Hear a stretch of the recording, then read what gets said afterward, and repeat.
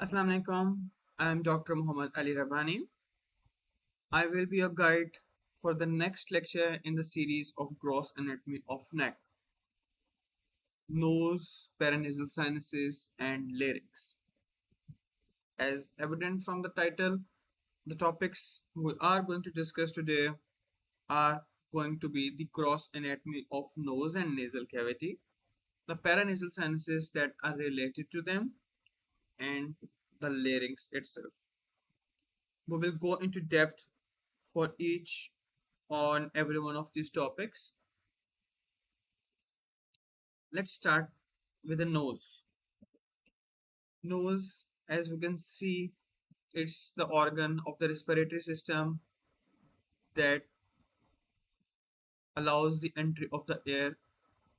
That's the nose right here. What's its function? The major function is, of course, respiration. It's a conduit of air.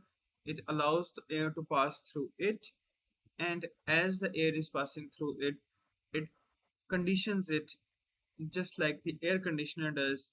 It filters it, it humidifies it, it warms it to the body temperature. Humans are obligate nasal breathers, meaning humans have to breathe from the nose if they have to do it for a longer period of time. Even if you even if you think about your past experiences, when you have a stuffy nose, when you have to breathe through your mouth, you get fixated, your throat dries up very quickly. You can't do it forever. So humans are obligate nasal breathers. And the other very important function that is done by the nose is the sense of smell, the olfactory.